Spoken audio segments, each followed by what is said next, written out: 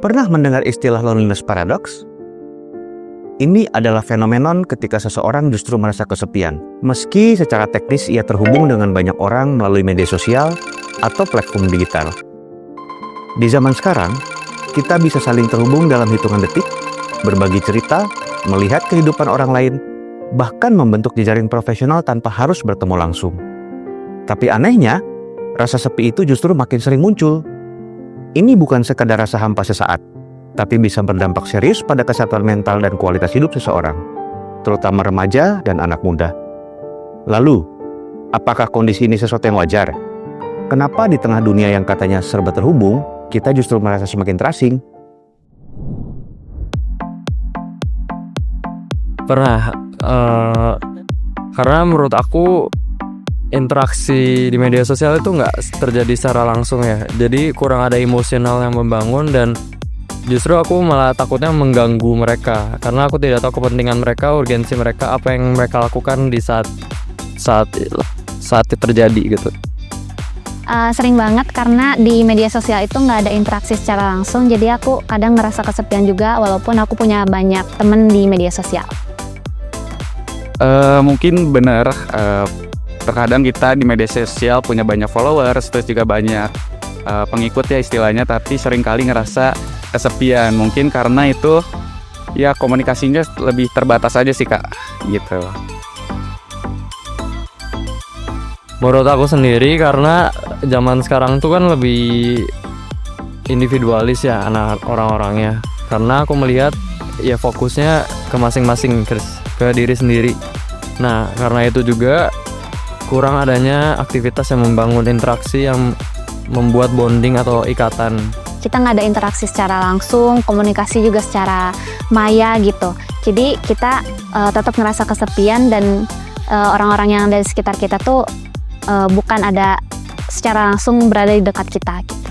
Kenapa bisa kesepian? Mungkin karena tadi komunikasinya terbatas, terus juga gak ada secara physically gak ada kelihatan gitu interaksinya, sehingga gak otentik. Jadi di medsos itu kita lebih sering cari validasi bukan dari koneksi dari emosionalnya sendiri sih Kak, gitu.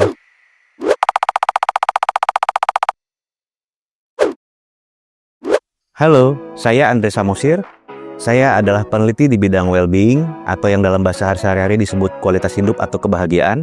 Dan saat ini saya menjabat sebagai Ketua Prodi di Sarjana Kedokteran Universitas Katolik Parahyangan. Jadi ada beberapa ketidaksepahaman, ada beberapa kontroversi di antara para ilmuwan tentang apa itu loneliness paradox. Tapi ada 3 yang mungkin cukup menonjol. 1, loneliness paradox itu yang pertama adalah kecenderungan seseorang untuk justru menyendiri dan dia tetap merasa nyaman dengan itu. Misalnya untuk berkreasi, untuk berefleksi atau beristirahat. Jadi sesuatu yang bisa orang anggap aneh. Yang kedua, kenyataan di mana mungkin banyak manusia yang kesepian di seluruh dunia, padahal dunia semakin terhubung lewat internet. Sementara yang ketiga, loneliness paradox itu bisa berarti adalah perbedaan derajat antara keinginan seseorang untuk merasa terhubung dengan lingkungannya dengan perasaan seberapa banyak dia dapatkan interaksi itu dari lingkungannya. Nah, kenapa loneliness paradox bisa terjadi? Sebenarnya penyebabnya ada banyak. Jadi dalam 200-300 ribu tahun evolusi otak manusia, kita itu terbentuk di masa kini untuk berinteraksi secara utuh, secara fisik, untuk bisa berkomunikasi dengan kelompok kecil orang. Biasanya maksimal 150 orang.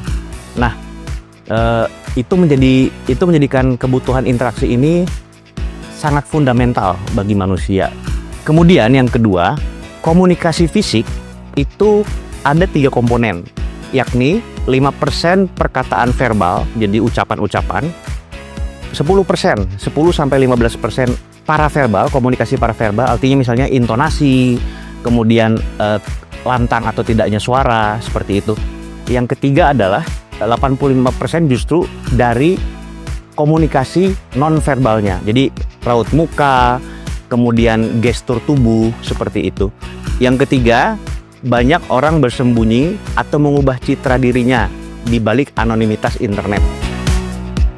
Kemudian yang keempat, keberadaan internet justru menurunkan kemampuan komunikasi atau interaksi sosial secara fisik di antara orang-orang. Ini terbukti misalnya pada saat pasca COVID-19. Yang kelima adalah rendahnya penyediaan infrastruktur oleh pemerintah, misalnya di beberapa negara, beberapa tempat, itu untuk menyokong atau memfasilitasi interaksi sosial.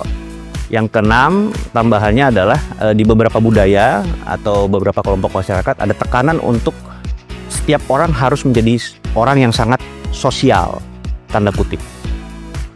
Jadi berbagai faktor di atas itu membuat dua hal terjadi. Satu, hilangnya pemenuhan kebutuhan manusia akan komunikasi yang utuh, yang dalam dan otentik. Otentik di sini artinya asli, genuine. Kemudian yang kedua, ada kemungkinan peningkatan kesalahpahaman atau merasa disalahpahami antar pihak manusia. Ini memperburuk kualitas interaksi sosial tersebut. Dampak dari kesepian yang berlangsung secara kronis atau terus-menerus itu sangat berat ya. Jadi ada dampak neuropsikiatri. Dampak neuropsikiatri ini yang kita sebut dengan dampak kesehatan mental. Seperti misalnya peningkatan risiko kejadian depresi, gangguan cemas, keinginan bunuh diri, kemudian demensia atau pikun. Kemudian dampak fisik itu terjadinya peningkatan kejadian degeneratif, artinya penurunan fungsi tubuh seperti stroke, serangan jantung, maupun diabetes. Kemudian ada peningkatan kemungkinan penyalahgunaan zat. Yang keempat, loneliness itu bisa meningkatkan kematian prematur sebanyak 26%. Dan di masyarakat sedunia, setiap jamnya ada 100 kematian yang disebabkan oleh kesepian ini.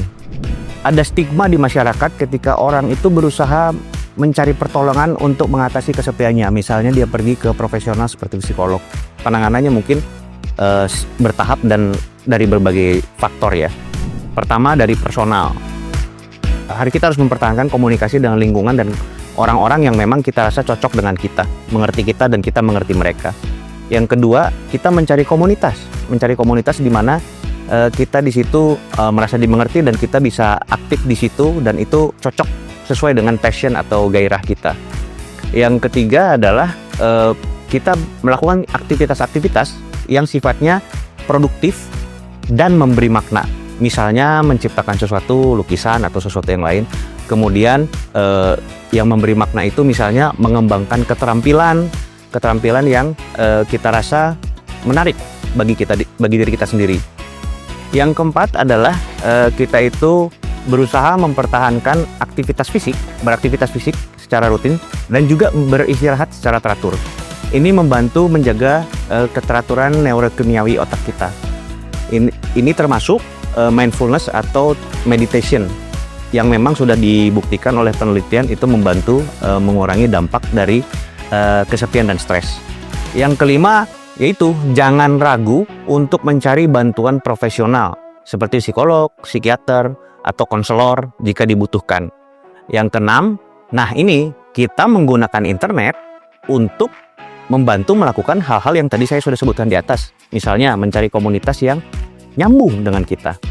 Kemudian mencari menggunakan app yang bisa membantu mengatur produktivitas dan kreativitas kita.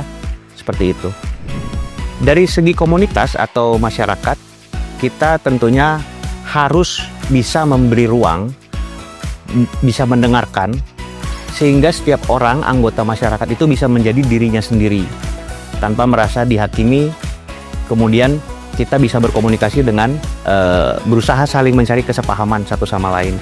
Yang kedua, kita bisa membangun ruang sosial yang sifatnya swakarsa.